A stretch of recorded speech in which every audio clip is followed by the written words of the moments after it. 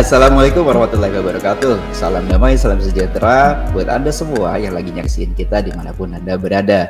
Selamat datang kembali di channel POS Podcast. Di sini apapun bisa diobrolin baik-baik.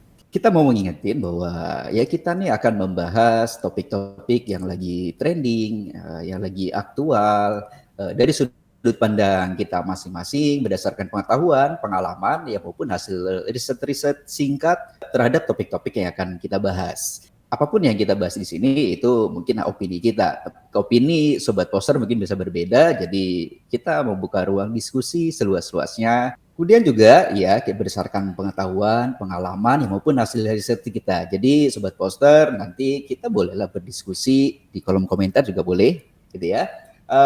Biar informasi-informasi yang kita bagi menjadi informasi-informasi yang lebih bermutu. So, buat Sobat Poster yang belum subscribe channel kita, silakan subscribe dulu dan tekan tombol like buat yang suka dengan video kita. Nah, di episode kali ini, topik yang akan kita bahas adalah ya seperti yang sedang ramai dibicarakan di berbagai media saat ini, yaitu fenomena crazy rich dan investasi bodong. Kehebohan di berbagai media ya karena beberapa anak muda yang dicap sebagai crazy rich, namun akhirnya berurusan dengan hukum terkait aktivitasnya di investasi bodong. Ngomong-ngomong soal investasi, ini tuh kayaknya sekarang lagi happening banget itu di ya antara jangankan di usia-usia sudah di dunia profesional, mungkin di dunia mahasiswa bahkan pelajar pun istilah investasi ini sudah marak dibicarakan dan menjadi bahan obrolan mereka. Akan tetapi gue cuma mau ingetin bahwa dalam investasi itu ya pertama kita harus tahu dulu gitu investasi itu bisa jenisnya seperti apa saja gitu. Nah sepengetahuan gua investasi itu bisa dalam bentuk real maupun investasi finansial gitu. Investasi real itu ya kayak sesuatu yang bisa tangible mungkin ya seperti properti, tanah dan bangunan gitu, emas atau logam mulia dan modal bisnis.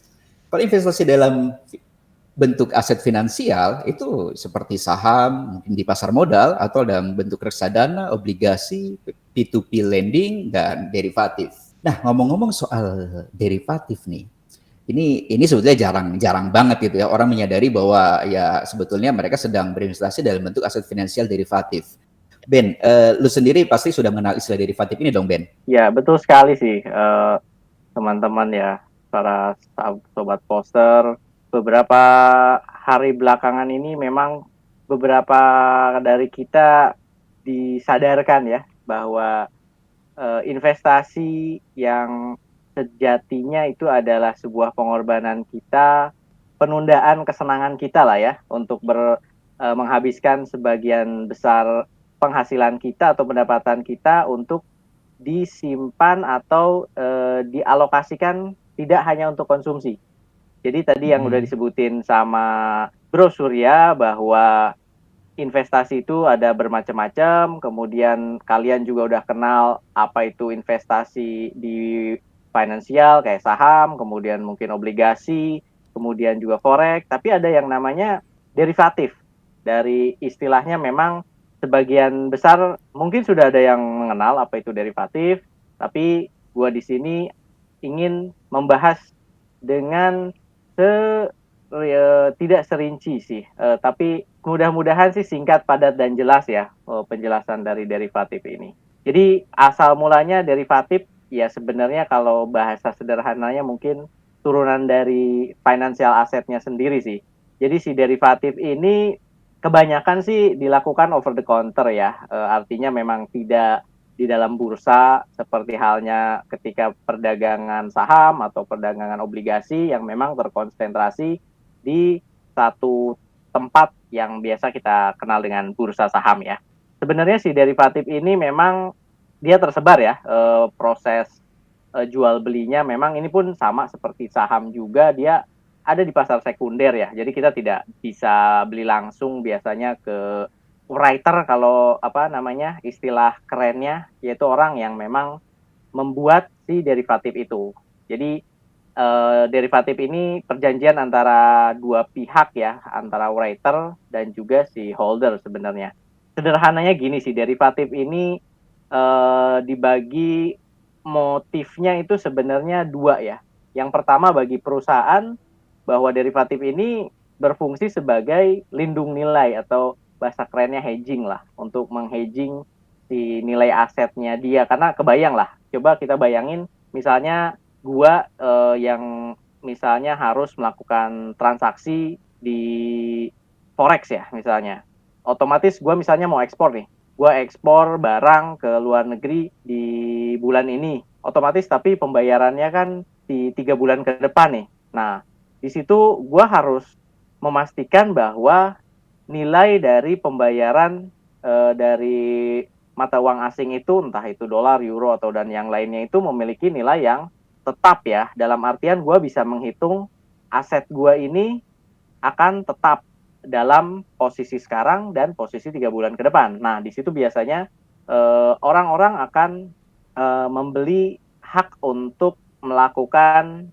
pembelian atau penjualan bahasa kerennya call and put ya. Biasanya kalau kita punya hak untuk menjual dengan harga yang telah disepakati biasanya itu istilahnya call dan kalau misalnya untuk kalau kita punya hak untuk menjual biasanya istilahnya put tapi kalau kita pengen membeli dengan harga yang disepakati di awal itu namanya call. Nah di situ sih sebenarnya derivatif itu awalnya seperti itu ya dalam perkembangannya memang motif dari orang-orang yang berinvestasi di sini selain lindung nilai adalah melakukan spekulasi. Ya pastinya memang dengan ketidakpastian di masa depan orang akan mencoba untuk berspekulasi dengan berbagai perhitungan statistik dan lain-lain untuk memastikan apakah suatu aset yang menjadi underlying si derivatif ini apakah dia naik, turun dan ya banyak hal lah yang harus dia pertimbangkan termasuk kecenderungan dari nilai atau underlying asetnya, kemudian faktor-faktor lain seperti ekonomi, kemudian kecenderungan pasar, ya biasanya diperhitungkan dalam transaksi derivatif. Intinya sih sebenarnya di transaksi derivatif ini adalah memperjualbelikan sebuah opsi ya untuk menjual atau membeli dari suatu sesuatu bukan asetnya yang sebenarnya untuk memiliki hak terhadap underlying aset itu sendiri sih. Mungkin penjelasan singkatnya seperti itu ya. Ya, memang terkadang agak sulit juga ya untuk menjelaskan sesuatu apa namanya secara singkat, secara tiba-tiba gitu kan. Dan buat sobat poster ya yang punya mungkin definisi lain gitu atau yang ada hal yang kurang begitu apa dapat ditangkap dengan jelas ya boleh kita diskusi aja di kolom komentar nanti ya. Tapi pada intinya adalah memang ya derivatif ini ya turunan dari ya semua jenis investasi yang tadi gue sebutin sebelumnya ya bro ya Ben ya. Ya betul setuju. Gitu. Dan jenis aset yang tren saat ini ya seperti yang kita sudah sama tahu saham, emas, forex dan mungkin yang baru-baru belakangan ini trending yaitu tentang kripto gitu. Tapi kita nggak bahas tentang kripto. Nah, pada intinya adalah pada sebuah investasi kita juga harus mengenal namanya risk atau resiko gitu ya. Nah, Bim, emang semua investasi itu pasti untung atau semua investasi itu bentuk investasi itu pasti benar atau enggak sih, Bim? Kalau dari sepengamatan gue ya, karena ini kan memang isunya jadi marak banget dan akhirnya ujung-ujungnya para konten kreator seperti gua ini itu juga akhirnya banyak ditanya sama orang lain gitu. Apakah sekarang itu di dunia perkontenan itu sangat mudah menjual sesuatu yang bahasa anak muda zaman sekarang tidak legit tapi menjadi sangat mudah untuk dipercaya oleh orang-orang awam. Nah, salah satu contohnya kan gue ya, kalau di dunia investasi mungkin gue agak awam gitu. Nah, tapi kalau menurut gue pribadi, produknya sendiri ternyata setelah kita pelajari dan tanya ke teman-teman lain yang lebih paham gitu ya, itu nggak semuanya betul sih. Ada juga yang memang ikut-ikutan tren untuk memberikan opsi investasi kepada teman-teman yang masih awam, tapi yang dijanjikan itu tidak sesuai dengan apa yang ditawarkan di awal gitu. Itu sih yang kalau yang gue tangkap dari tren yang sekarang ya. Jadi emang mesti hati-hati banget sih, Sur. Kadang-kadang gini ya bukan cuma sekarang sih, beberapa waktu ke belakang investasi sudah mulai dikenalkan gitu kan, sudah mulai dianjurkan bahkan gitu untuk berinvestasi, investasi juga ternyata ada yang bodong juga gitu. Benar nggak sih bro? Karena sepengamatan gua itu kan investasi bodong ini bukan baru-baru ini sebetulnya muncul. Sebelum-sebelumnya pun sudah pernah ada wajah-wajah investasi bodong yang sempat menghebohkan juga gitu ya. Nah, belakangan ini Sobat Poster kita juga sama-sama tahu ya, ada beberapa anak muda ya yang awalnya dari flexing-flexing ternyata ya pada akhirnya harus ya mampir-mampir ke Bareskrim gitu kan, dan itu terkait investasi bodong. Intinya adalah dalam kehidupan sehari-hari juga ternyata ya ada investasi-investasi bodong itu gitu kan. Nah, terkait mereka si orang-orang yang dilabeli crazy rich ini gitu kan, kenapa terkait investasi bodong dan betulkah itu investasi bodong? Ternyata ya dugaan awal adalah bahwa si investasi bodong ini dalam bentuk platform maupun aplikasi ini ditengarai ini lebih seperti judi gitu. Lu sendiri pendapat lu gimana Ben?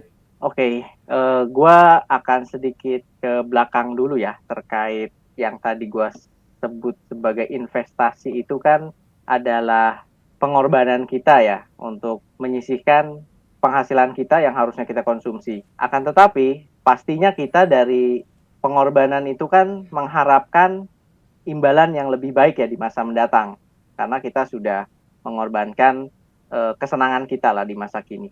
Nah, dengan harapan artinya ekspektasi kita bahwa apa yang kita korbankan itu menjadi meningkat, itu kan artinya pasti ada risiko di mana ya risiko ini lu bisa jadi dari kecil, menengah ataupun besar. Dan teori bahwa high risk high return itu ya memang berlaku di investasi ini.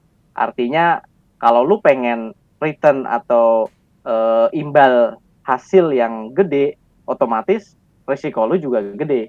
Nggak mungkin lu pengen duit 1 juta jadi 2 juta, tapi tanpa risiko sama sekali. Kayaknya itu investasi yang menurut gua hampir tidak ada ya di dunia ini.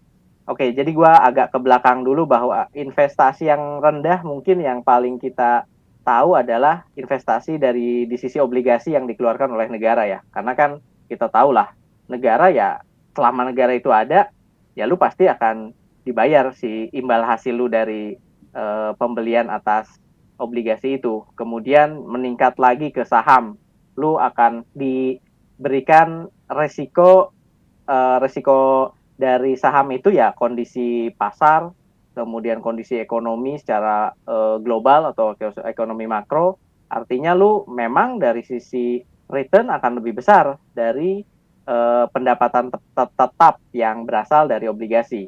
Nah, selanjutnya yang lebih besar lagi bisa jadi adalah dari investasi di derivatif sebenarnya ya, karena di situ lu dengan tingkat ketidakpastian yang tinggi, kemudian di situ juga ada ada premi yang harus dibayar, otomatis di situ memang returnnya relatif lebih gede ya dari investasi-investasi lainnya. Balik lagi ke motor bodong, ya motor bodong itu kan artinya motor tanpa surat-surat ya, artinya tidak, istilahnya lebih keren tidak legit atau tidak terlegitimasi. Dalam persepsi gue bahwa investasi-investasi bodong itu memang adalah investasi yang mengatasnamakan atau membungkus dirinya sebagai investasi, tapi dari sisi teori investasinya sendiri itu tidak bisa dihitung risk and return-nya. Artinya risikonya kita nggak bisa hitung, return-nya juga bisa jadi itu adalah hanya angan-angan belaka gitu. Artinya lu misal berinvestasi di mana contohnya yang mungkin yang lagi marak lah ya. Sekarang terkait salah satu investasi, misalkan lu harus membeli sebuah apa ya istilahnya di situ adalah proposisi untuk lu mengatakan ya atau tidak terhadap sesuatu underlying aset ya, yang mereka namakan underlying asetnya itu adalah misalkan indeks. Lu kan di situ sebenarnya tidak ada data statistik, lu hanya menebak ya atau enggak bahwa si underlying asetnya ini apakah akan turun atau akan naik. Memang dalam dalam teorinya ada katanya formula untuk memformulasikan sebenarnya berapa sih probabilitas kita bisa berhasil dan gagal dari sebuah, gue bilangnya permainan ya, bukan investasi. Ya, dengan cara menebak itu gue bisa bandingkan dengan misalkan ketika orang-orang yang dulu di zaman marak-maraknya Liga Italia atau Liga Inggris, yang di situ ada juga platform yang tebak skor, ya itu jadi mirip seperti itu kalau menurut gue ya jadinya ya. Jadi ini bukan investasi. Akhirnya lu dengan tingkat ketidakpastian yang tinggi sama lu nebak skor bola, lu nggak bisa menjalankan statistik meskipun secara teori katanya bisa aja itu dijadikan dalam formulasi matematika untuk menentukan seberapa besar peluang lu untuk menebak tebakan itu secara benar. Itu sih kalau menurut gua bodong itu ya memang dia membungkus dalam bahasa investasi tapi sebenarnya jauh dari pengertian investasi yang terkait risk and return itu sendiri sih. Oke, jadi kalau boleh gua sedikit tangkap intisari dari penjelasan lo barusan, ya memang si investasi bodong yang sekarang sedang dipermasalahkan dan dikaitkan dengan si para crazy rich ini, ya memang lebih cenderung kayak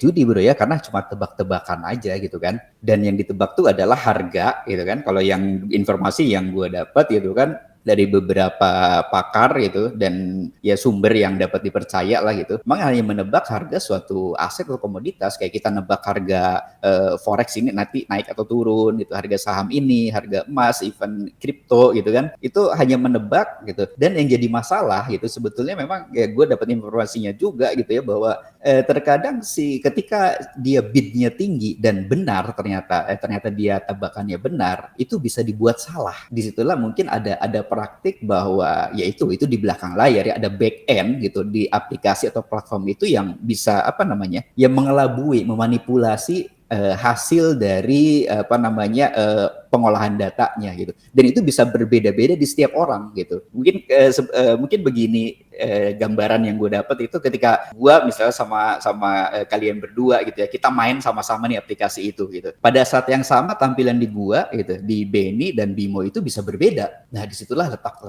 itulah yang paling dipermasalahkan oleh oleh korban dan terutama oleh para institusi-institusi yang berkaitan dengan investasi, bahwa ini memang ya agak enggak bukan investasi banget sih, ini memang cenderungnya ke judi gitu. Tapi ternyata yang mengagetkan adalah banyak loh korbannya. Itu artinya banyak orang yang tertarik dengan aplikasi ini atau sistem seperti ini gitu yang ditengarai sebagai judi. Bim, lu sendiri melihat ini gimana ya? Investasi bodong ini merebak gitu kan, menelan banyak korban, banyak user dan ternyata ada unsur judinya. Hubungannya gimana sih, Bim? Kalau gue coba untuk pelajarin juga fenomena ini ya, salah satu yang menarik pendapatnya yang mencuri perhatian gue itu adalah dari sisi psikologis. Nah, di sini gue harus nyontek dulu nih namanya karena gue takut salah ya nyebut nama orang. Ada pengamat sosial dari UI bernama Ibu Devi Rahmawati. Nah, di sini beliau menyebutkan, gua quote ya, sifat dasar manusia ingin cepat untung dari usaha yang minim. Nah, jadi memang ternyata fenomena ini itu adanya di sifat dasar manusia gitu. Nggak mau usaha seperti tadi kata Benny gitu kan. Harusnya kan dengan risk yang kita ambil, gain yang kita harapkan itu juga kurang lebih harusnya sama. Yang masuk akal tuh seperti itu gitu kan. Nggak ada usaha yang mengkhianati hasil gitu. Nah, tapi ada kecenderungan sekarang terutama di kalangan anak-anak muda ingin cepat sukses. Dan mereka merasa hal kayak gitu itu sangat masuk akal karena mereka juga sekarang ini eranya memperoleh informasi serba instan. Apa-apa bisa dilihat dengan cara googling, dengan cara tanya langsung ke orang yang mereka anggap tahu. Padahal sebenarnya dasar ilmunya, terus juga pengalaman secara praktikalnya itu belum tentu dimiliki oleh orang-orang yang dijadikan panutan oleh anak-anak muda ini gitu. Nah, jadi ketika terjadi fenomena orang itu berlomba-lomba untuk melakukan investasi, banyak juga yang akhirnya terkena sindrom FOMO alias fear of missing out, di mana orang-orang kayak ngerasa, aduh gue udah umur udah mau 30 misalnya tapi belum punya investasi, terus dia diledekin sama temen-temennya, di Twitter dikata-katain gitu. Kemana aja lu umur 30 belum punya uang sekian, belum punya investasi dalam bentuk ini itu gitu. Jadi ketika ada yang menawarkan sesuatu yang kelihatannya ini mudah ya, nggak perlu dipahami seperti tadi penjelasan Benny, semua itu harus ada fundamentalnya ya Ben ya, seharusnya ketika kita melakukan investasi gitu. Nah tapi ketika ada sesuatu yang sifatnya hanya memilih seperti yang tadi lo jelaskan Sur, lebih ke arah judi mungkin kita melihatnya ya bagi orang-orang yang sudah berpengalaman gitu. Nah tapi itu ketika dikemas dalam tanda kutip sebagai investment atau sebagai investasi, anak-anak muda ini akan merasa sindrom FOMO-nya itu terpenuhi gitu. Yang penting gue udah punya investasi, yang penting gue udah menyerahkan pendapatan gue atau tabungan gue dalam bentuk investasi untuk masa depan gue gitu, tanpa berhitung lagi resikonya seperti apa, pengembalian asetnya seperti apa gitu. Yang penting punya dulu. Nah fenomena kayak gini yang bahaya, yang akhirnya menjadi demand terhadap investasi yang bentuknya bodong gitu. Karena kan kalau nggak ada demandnya ya investasi bodong itu tidak diciptakan pastinya kan, karena nggak ada yang minta gitu. Itu sih yang gue lihat Sur, fenomenanya sekarang. Ya, tapi memang judi itu apa ya? Itu kayaknya termasuk penyakit masyarakat ya, yang tapi disukai itu dari zaman dulu tuh. Setiap zaman mungkin ada aja orang yang berjudi gitu ya, dan hadir dalam berbagai macam bentuk gitu. Atau dari pengalaman lu sendiri, sebetulnya memang benar nggak sih judi itu ada dalam kehidupan sehari-hari? Mungkin dari pengalaman lu ketika ya dalam aktivitas-aktivitas lu gitu, lu mengamati bahkan mengalami gitu, Bim. Dulu salah satu pekerjaan gue itu adalah membuat suatu plan strategik untuk event-event brand activation. Jadi bahasa mudahnya untuk konsumen awam adalah event-event yang bergerak sebagai marketing tools para brand. Nah, ketika kita membuat desain suatu event, yang paling gampang untuk mendatangkan massa adalah kita memberikan gimmick atau memberikan hadiah-hadiah supaya menarik massa datang ke event dari klien kita, para brand gitu. Pemberian gimmick ini kan kalau dibagikan begitu saja nggak seru gitu ya. Kita harus bikin suatu bentuk games atau challenge supaya mereka itu tertarik dan akhirnya memainkan, mengincar hadiahnya, dan disitulah strategi-strategi untuk menjual produk-produk dari brand klien itu kita formulasikan supaya bisa dikaitkan ke sana gitu ya. Nah, bentuk-bentuk dari games ini setelah kita kumpulkan dari pengalaman gue pribadi juga, itu banyak yang sifatnya sebenarnya bukan berjudi ya, tapi lebih ke ya bisa disebut berjudi sih, gambling sih ya. Tapi gamblingnya ini dalam bentuk games gitu, bukan untuk benar-benar ngejar profit gitu ya. Misalnya gini, ada games kalau gue pribadi menyebutnya games arcade atau permainan arcade. Gue ambil contoh namanya adalah Wheel of Fortune. Jadi kalau teman-teman tahu, itu adalah kumpulan hadiah yang kita taruh dalam suatu bentuk spinning wheel. Kemudian ada potongan pie-nya seperti pie chart gitu, seperti potongan pizza. Nah di situ ada hadiah-hadiahnya atau poin. Kan tujuannya untuk mengumpulkan poin atau milih hadiah. Dan itu kan cara memainkannya hanya diputar. Kemudian nasib yang menentukan hadiah lo maunya dapatnya apa, seperti itu gitu kan. Nah masalahnya kalau nasib berputar sesuai dengan alam bukan kemauan kita, ya udah lah ya. Tapi kan ini masalahnya di game seperti itu, lo invest, lo beli kupon atau lo bayar dengan uang cash gitu. Sementara dapatnya apa itu nggak tahu gitu. Dan itu tetap diminati oleh orang-orang. Padahal kan nggak bisa di measure gitu. Kira-kira yang kita berikan itu sepadan nggak sih dengan yang akan kita dapatkan gitu. Dan itu berlaku di tempat-tempat lain juga gitu. Kayak misalnya si A lebih tertarik untuk belanja di marketplace yang warnanya biru misalnya daripada yang warnanya ungu. Kenapa? Karena di situ nanti akan didapatkan reward atau tukar poin atau apapun itu namanya cashback, tapi dengan metode undian. Nah, undian ini kan juga sebenarnya sifatnya kan juga random gitu ya. Jadi ketika mereka dijadikan faktor untuk menentukan di sini lebih untung karena ada undian ini. Menurut gue pribadi nggak bisa diperlakukan seperti itu gitu, karena itu unsurnya adalah untung-untungan gitu. Tapi tetap aja momentum kayak gini atau kesempatan kayak gini itu selalu diminati oleh kebanyakan orang. Artinya memang judi ini ya benar-benar penyakit yang serius. Lu sendiri pandangan lu gimana Ben terhadap judi dan kesenangan orang? Kayaknya kecenderungnya tuh sangat tertarik dengan yang berbau judi, Ben. Setuju. Sebelum kesana gue coba ngeliatin apa yang terjadi di salah satu game yang dulu mungkin di zaman kita SMA atau kuliah sangat populer ya di gamesnya Windows, Minesweeper. Oke. Mungkin lu pernah main Minesweeper ya? Yeah.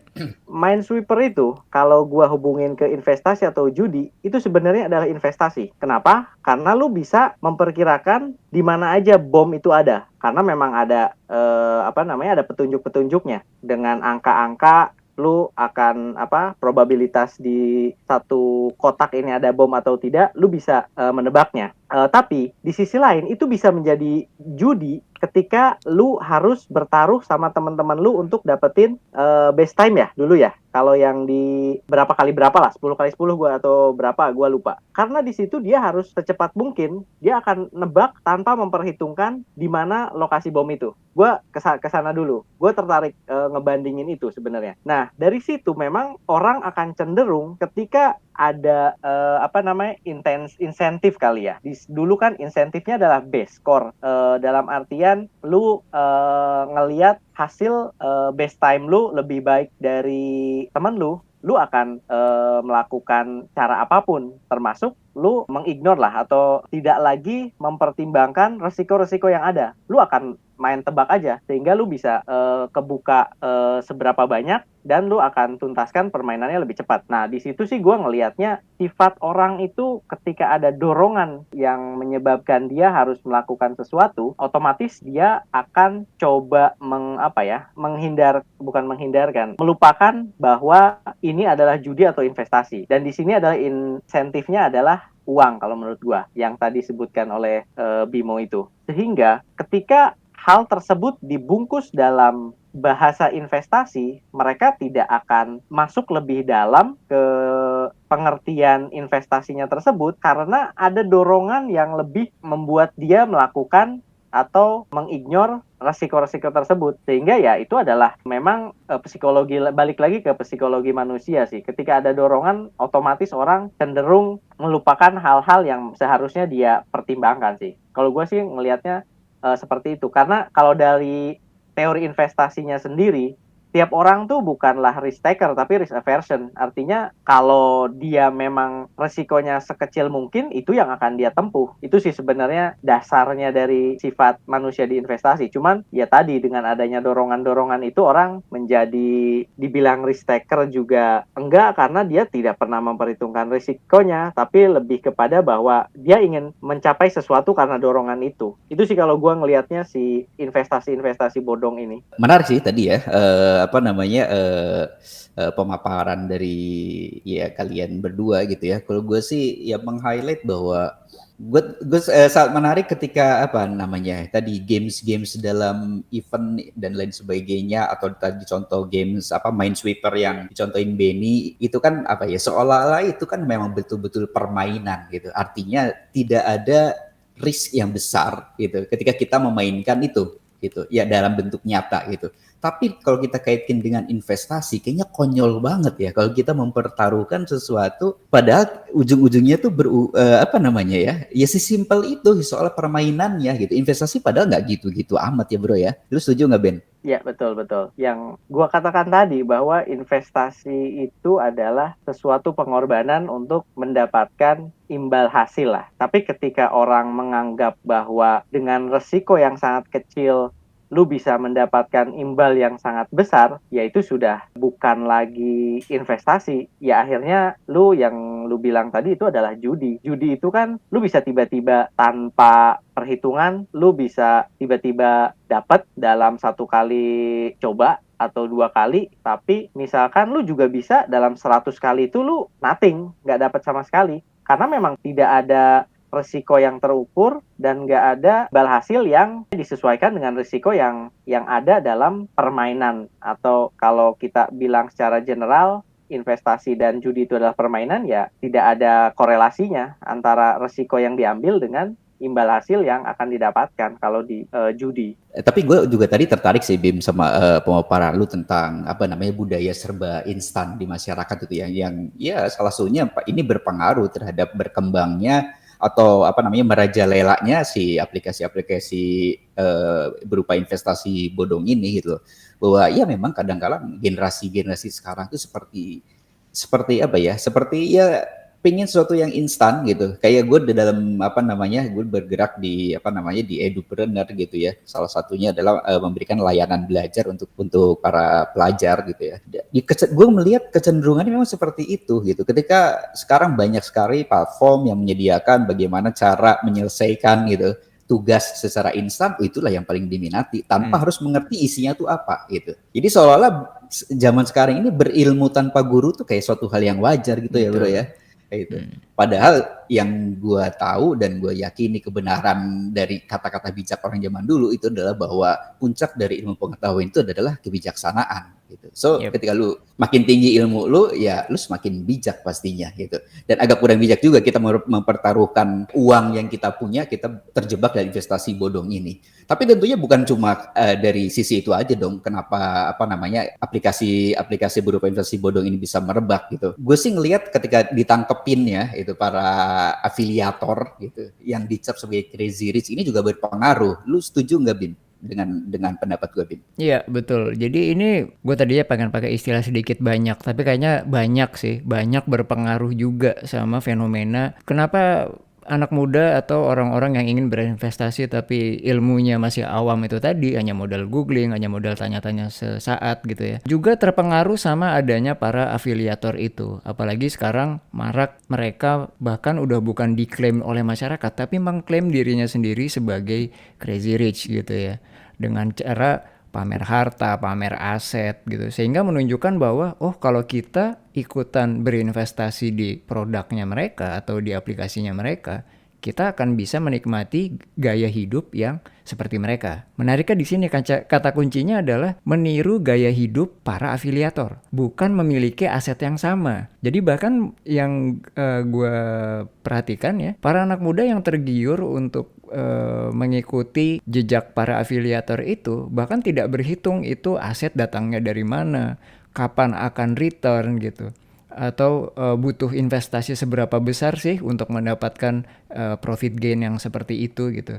Yang dituju atau yang disasar goalsnya memang hanya kapan gue bisa punya Ferrari, kapan gue bisa punya apartemen senilai 2 triliun misalnya. Jadi yang dilihat memang harta atau materi gitu. Dan ini semua juga didukung satu lagi di luar dari para crazy rich itu adalah maraknya penggunaan sosial media. Nah jadi kalau gue mengikuti gaya pemaparannya Benny, gue tarik ke belakang juga nih, sebenarnya yang duluan itu sosial media daripada para si afiliator crazy rich ini. Ada fenomena di mana orang semua serba mau pamer, which is sebenarnya tidak salah kalau pamernya itu bertanggung jawab, bijaksana ya, seperti yang lu bilang tadi Sur gitu. Terus tujuannya untuk menebar kebaikan, memberikan semangat gitu ya, motivasi, itu mungkin menurut gue sih nggak salah. Tapi yang menjadi salah adalah seolah-olah para pengguna sosial media sekarang itu berlomba-lomba untuk memamerkan pencapaian yang kadang-kadang itu belum tercapai sebenarnya. Jadi memamerkan hasil pencapaian orang tua atau juga sesuatu yang bukan miliknya dia gitu, dan diperparah mengejar orang-orang yang seperti itu gitu. Kan akhirnya ujung-ujungnya kita semua tahu, masyarakat tahu, polisi mereveal gitu ya, para afiliator ini tuh memamerkan aset yang bukan punya mereka sebenarnya. Sebenarnya kan gampang aja ya, kita pakai logika orang awam aja. Gue sebagai orang awam di dunia investasi mikir, umur 25 tahun ke bawah sudah punya aset yang sedemikian besar, itu kerjanya dari kapan atau orang tuanya memberikan apa gitu. Lalu kita trace balik, bisnis orang tuanya apa. Kok sepertinya tidak berkolerasi gitu ya, tidak masuk akal gitu. Nah itu sendiri udah bisa sebenarnya dijadikan warning. Nah ini mungkin yang perlu kita bahas juga Sur ini ke depannya setelah ini adalah warning seperti apa itu yang seharusnya bisa kita baca dari para kegiatan afiliator ini gitu. Ya memang medsos itu tidak bisa kita pungkiri ya, itu sangat berpengaruh terhadap ya kehidupan orang-orang di zaman sekarang gitu. Di usia berapapun gue pikir sih begitu gitu ya. Mau dari event itu di usia sekolah atau anak kuliah, bahkan di dunia profesional, bahkan mungkin orang-orang yang sudah ya berumur pun Betul. tidak bisa lepas dari pengaruh si medsos ini. Nah, lu balik lagi sebelum ntar gue mau nanya lu Ben tentang apa sih, bener nggak sih generasi sekarang nih kok kayaknya kayak rapuh banget, dikit-dikit insecure gitu. Tapi gue mau ke Bimo dulu, Bim. Lu sebagai konten kreator gitu. Menurut lu jago nggak sih si para Crazy Rich ini dalam membuat konten? Atau penilaian lu gimana terhadap konten mereka, Bim? Oke, sebenarnya nggak mesti juga dibahas dari sudut strategi membuat konten ya. Tapi prinsipnya adalah menyasar sasaran yang tepat. Jadi basic marketing banget ya Ben ya. Kalau kalau ada target yang tepat, terus kita bisa memasarkan dengan strategi yang tepat dan kemakan ya terjadilah sales di situ gitu. Para afiliator ini kelihatannya sudah sangat tahu, sudah mempelajari atau bahkan mungkin sudah dididik dalam tanda kutip, diarahkan untuk menyasar target-target yang tepat. Nah ini tadi kan yang gue bahas sebelum ini adalah sangat mudah terbaca dari perilaku anak-anak muda atau semua orang dari berbagai kalangan usia dalam berperilaku di sosmed.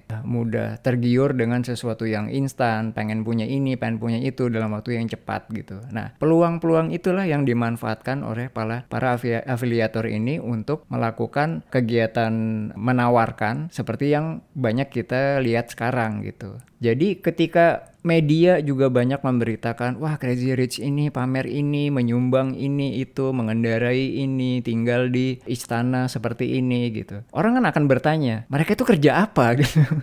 Atau bapaknya siapa gitu kan. Nah yang bertanya kerja apa pasti kan ingin meniru dong. Bagaimana caranya bisa kaya raya dalam waktu secepat itu gitu. Ketika si Crazy Rich ini tiba-tiba bilang, saya mau membuka rahasia kenapa saya bisa kaya. Anda bisa seperti saya. Nah, gaya ngomongnya udah mulai gitu tuh, udah mulai PR-nya udah mulai keluar, mulai digunakan gitu. Nah, otomatis orang-orang yang bertanya ini menurut gue sangat mungkin sekali untuk percaya gitu. Jadi kalau ditanya pertanyaannya adalah apakah bagus? Rasanya enggak ya, tapi tepat, mengejar targetnya tepat. Ya intinya mereka memang bukan tanpa kemampuan teknis gitu ya, dan mungkin boleh dibilang bukan berarti mereka tidak terdidik gitu kan dalam apa namanya dunia ya teknologi digital gitu kan.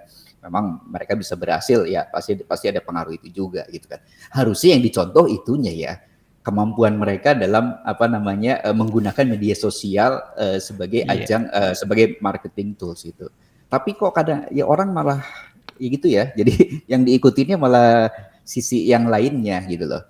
Kembali lagi sebut poster mesti diingetin. Jadi kita berbicara apa memaparkan suatu ini di sini kita betul-betul berdasarkan atas ya batas pengetahuan dan pengalaman kita aja dan berdasarkan riset aja gitu. Adapun pandangan-pandangan lain ya kita membuka ruang diskusi gitu ya. Ada komentar kok di bawah, silahkan dikomen-komenin aja ya. Ben, sekarang tadi nyambung. Sekarang masuk. Gue pernah ngedapetin apa namanya tiba-tiba muncul gitu ya di timeline itu atau di home dari aplikasi media sosial gue gitu ya. Ada seperti ini Ben, ada ungkapan seperti ini. Kalau lu umur 25 dan circle lu belum ngomongin investasi, itu fix berarti circle lu itu toxic gitu. Apa ya, itu sangat menyinggung gue gitu loh. Sebagai orang yang pertama umur gue udah bukan 25 lagi gitu. Yang kedua umur 25 gua itu belum ngomong investasi juga waktu dulu ya gitu kan, beberapa tahun yang lalu lah gitu ya. Dan di saat ini pun gua belum jago-jago banget berinvestasi. Itu kan kayak itu tuh ketika teman-temannya membaca itu di usianya mungkin ya, itu kayaknya menjadi sebuah tekanan gitu. Lu sendiri ngelihat ini seperti apa Ben? Ya memang tadi yang sempat lu singgung juga ya di awal sebelum pertanyaan ini adalah seberapa rapuh kan ya generasi sekarang, atau bagaimana pertanyaan lu berikutnya adalah gimana sih si generasi sekarang ini menyikapi berbagai macam fenomena di luar atau pengaruh-pengaruh dari eksternal itu terhadap jati dirinya sendiri kan, kurang lebih seperti itu sih yang gue tangkap ya. Ya. Atau mungkin di lingkungan kerja lu, junior lu tuh lu ngelihat seperti apa gitu, ya gitu-gitulah ya. Lu kasih pandangan aja gimana menurut lu. Kalau yang gue lihat sendiri, memang tiap orang itu kan pada dasarnya dia punya fundamental atau jati diri ya, tergantung dari seberapa kuat dan seberapa teguhnya dia memegang jati dirinya dia. Seperti kita ketahui kan memang seorang anak itu akan tumbuh, pertama dia akan diberikan basicnya itu ya dari lingkungan orang tuanya, kemudian dia akan tumbuh dengan kepribadiannya sesuai dengan lingkungannya. Nah, katanya secara psikologi itu pengaruh dari lingkungan sosial ini sangat besar sekali. Sehingga kalau gue melihatnya, bukan berarti si orang itu yang tidak punya jati diri atau punya tembok pertahanan dalam menfilter, dalam menyaring, atau dalam menghalau efek-efek dari lingkungan sosial yang sekarang adalah yang namanya media sosial. Tapi yang gue lihat adalah gencarnya si media sosial ini yang memang menjadi semacam membombardir hidup kita. Artinya tiap detik kita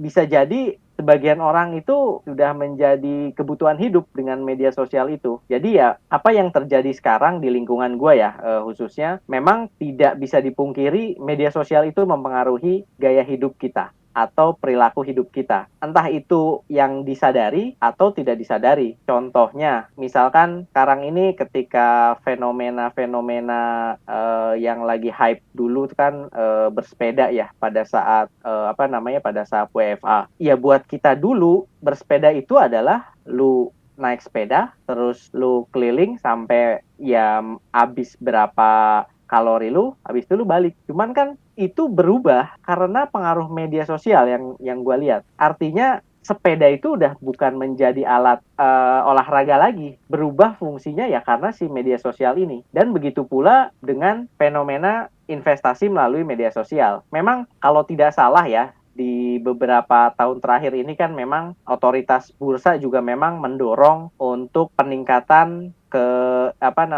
keikutsertaan atau partisipasi dari generasi-generasi milenial ini. Memang secara data si milenial ini mulai banyak yang berinvestasi karena memang itu juga didorong oleh promosi-promosi atau encouragement dari otoritas bursa atau pihak-pihak yang berkompeten dalam peningkatan investasi di Indonesia lah. Ya memang secara tidak langsung ataupun langsung dulu yang kita dana reksa itu apa sih yang mungkin ketika 20 tahun lalu dana reksa ini menjadi kosakata yang sangat asing, sekarang udah menjadi hal yang biasa ya. Salah satunya memang dari media sosial itu yang secara gencar kebayang lu mungkin dulu dengan salah satu platform yang memang sekarang dipermasalahkan sangat ikonik karena lu ketika buka platform digital itu pasti muncul iklan itu dengan ya mungkin marketing PR-nya sangat tahu banget gimana caranya dapat brand awareness dari si produk tersebut. Itu sih yang gue lihat ya dengan gencarnya si media sosial ini. Ya, oke. Oke, Sobat Poster mesti gue tekankan juga mungkin ya ketika gue ataupun ya teman-teman di sini Beni Bimo itu menyebutkan misalnya sebuah generasi muda, artinya itu bukan berarti seluruh generasi muda gitu, karena kita yakin masih banyak kok generasi muda yang cerdas dan tangguh gitu ya. Jadi tidak berarti artinya kita menjustifikasi secara keseluruhan gitu. Oke, Sobat Poster, ya seperti tadi sebagai kita simak ya, dan pada akhirnya gitu kan kita balik lagi ke fenomena yang ada saat ini gitu ya. Ada investasi bodong yang ternyata melibatkan para crazy rich gitu. Ini terkuak gitu, bisa terkuak dan bisa ramai gitu kan. Salah satunya adalah dari tadi flexing yang kebablasan gitu ya. Artinya ya flexingnya seperti tadi Bimo katakan bahwa flexing itu memang tidak mesti bahwa flexing itu adalah kesalahan gitu ya. Ada juga kok flexing yang memang bertujuan positif gitu ya. Tapi ada salah satu perilaku dari ya salah satu yang afiliator ini yang kayaknya flexingnya kebablasan sehingga lebih terkesan menyombongkan diri gitu ya. Kemudian juga ditambah juga kemunculan ya para korban ya, dan mereka bersuara di media gitu ya. Karena kerugian-kerugian yang mereka rasakan dari sistem si aplikasi bodong ini, investasi bodong ini yang memang itu adalah bentuk penipuan gitu. Sobat Poster, jadi tadi kita bicara panjang lebar ya mengenai ya investasi, lalu ada investasi bodong, lalu ya keterlibatan ternyata di dalamnya pun ada peran afiliator dan ternyata ada banyak korban juga gitu. Salah satu ya harapan kita sih gitu di sini bahwa ketika kita membahas ini harapannya ke depannya tidak lagi muncul banyak korban dari investasi bodong ini gitu. Kita memang tidak membahas secara mendalam investasi apa tuh, bahkan kita ngajarin enggak lah, tujuan kita enggak gitu. Kita hanya memberikan pandangan gitu terhadap fenomena yang terjadi dengan harapan apapun hal negatif yang terjadi saat ini tidak akan terulang di masa depan gitu, terutama ke generasi muda gitu ya. Nah, Ben, Kesimpulan apa yang bisa mungkin lo bagikan kepada gue pribadi maupun sobat poster yang menyimak kita sampai akhir nih? Jadi dari diskusi kita tadi, memang investasi ini sangat penting ya, Sobat Poster. Tapi tentunya seperti yang disampaikan oleh para pakar-pakar investasi, di setiap kali ada kasus-kasus investasi bodong ini, jadilah investor yang bijaksana. Yang mereka highlight biasanya adalah jangan mudah tergiur dengan investasi yang menawarkan imbal hasil atau return yang sangat besar dalam waktu singkat, dan dengan iming-iming bahwa itu resikonya sangat kecil. Seperti tadi teori bahwa ya risikonya semakin besar, otomatis return yang didapat akan semakin besar. Jadi ketika kita akan memutuskan untuk berinvestasi, sebenarnya hal yang pertama adalah kita mau investasi di mana dulu. Tadi kalau memang kita tipikalnya adalah orang yang sedikit menghindari risiko, orang cenderung akan memilih investasi di aset-aset real, yang misalnya rumah, mesin, mobil, kemudian pabrik, tanah, tapi untuk digunakan mengenerate penghasilan dari kegiatan-kegiatan usaha. Akan tetapi buat sobat poster yang memang menginginkan berinvestasi di aset-aset finansial seperti saham, kemudian obligasi, dan kemudian juga hal yang mungkin baru bagi kita adalah di derivatif, itu tentunya yang harus pertama kita ketahui adalah kelas asetnya. Biasanya orang akan memilih dulu, kita akan memilih investasi di mana nih? Obligasi misalnya, yang biasanya obligasi itu paling rendah resikonya, tapi ya sebagai konsekuensinya imbal hasilnya atau returnnya pun akan ikut rendah juga. Atau kemudian kita memutuskan untuk di forex atau saham atau instrumen investasi lainnya. Setelah itu memang kita akan menentukan, misalnya di saham itu kan ada berbagai macam pilihan dari perusahaan-perusahaan kecil dan perusahaan-perusahaan besar. Yang paling penting di sini adalah ketika kita sudah memutuskan berinvestasi di salah satu instrumen investasi, kita itu tahu dengan risikonya. Meskipun misalnya di saham, kita tahu bahwa pernah atau sering kita dengar adanya istilah saham gorengan, yang biasanya adalah dengan nilai kapitalisasi kecil yang tiba-tiba kecenderungannya ada kenaikan yang tidak normal atau abnormal, sehingga meskipun biasanya si otoritas bursa juga sudah meng-highlight hal tersebut ya, tapi intinya sih kita jangan tergiur dengan apa yang terjadi tanpa melakukan analisisnya. Otomatis kita tahu kenapa bisa naik harga sahamnya tiba-tiba atau secara terus-menerus, kemudian di situ kita akan melihat risikonya, karena semakin tinggi nilai dari saham tersebut, otomatis kan kalau yang teman-teman yang sudah paham dengan price to earning ratio dan lain-lain pastinya akan melihat semua hal, tidak hanya dari harganya saja. Itu sih yang ingin gue tekankan, bahwa semua itu ada risikonya dan harus kita hitung risikonya. Selanjutnya memang untuk menjadi investor ini kita harus tahu dari sisi legalitasnya. Artinya legalitas ini akan berhubungan dengan regulasi dari otoritas-otoritas yang memang berwenang untuk mengatur investasi di Indonesia khususnya ya. Itu aja sih kalau dari gua. Oke, kalau dari lu Bim, mungkin ada tambahan? Iya, sebagai orang yang jauh lebih awam daripada Benny, gue mencoba untuk menganalogikan sesuai dengan bidang gue ya. Kalau di dunia konten kreator seperti gue yang khususnya di bidang review gadget, terbagi menjadi dua ininya Sur. Kesukaan orang-orang di dalam mempelajari gadget yang baru mereka beli. Yang satu adalah membuang buku panduan, langsung coba. Kalau gagal atau berhasil dia belajar dari situ. Yang kedua adalah seperti gue pribadi yang menganut istilahnya itu adalah RFTM, Read the Manual. Nah itu banyak orang yang gak suka sebenarnya membaca aturan-aturan yang sudah dibuat supaya kita lebih memahami suatu bidang gitu. Nah ini gue pikir juga sangat applicable ya di dunia investasi gitu, terutama bagi yang awam. Kebanyakan karena takut dia mendengar istilah-istilah yang berbagai macam seperti yang tadi dibilang Benny, sehingga mereka mencari jalan pintas. Balik lagi kan tadi ke fenomena generasi yang ingin mencapai sesuatu dengan cepat begitu. Gue rasa di berbagai banyak bidang gitu, ya itulah kenapa diperlukannya proses untuk mempelajari sesuatu secara seksama supaya pilihan kita ke depannya menjadi lebih bijak juga gitu.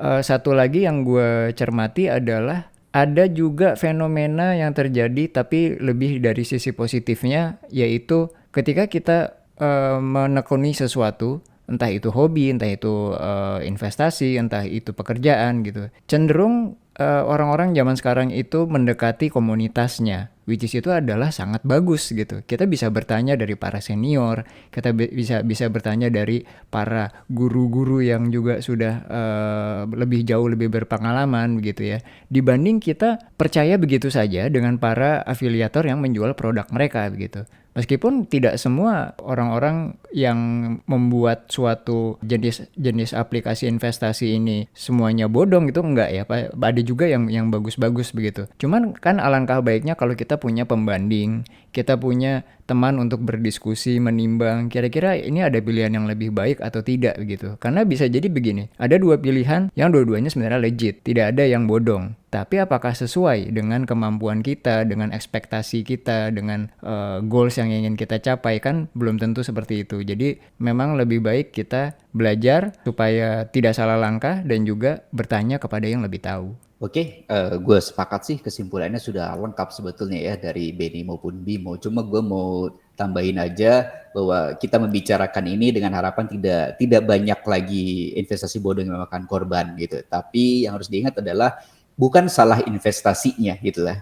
Mungkin kalau gue bisa ngasih kesimpulan tuh bahwa berinvestasi di dunia yang disesaki dengan konten-konten media sosial adalah ya kita harus menjadi investor yang lebih cerdas. Dan ya kita tetap harus bijak dalam bermedia sosial gitu ya.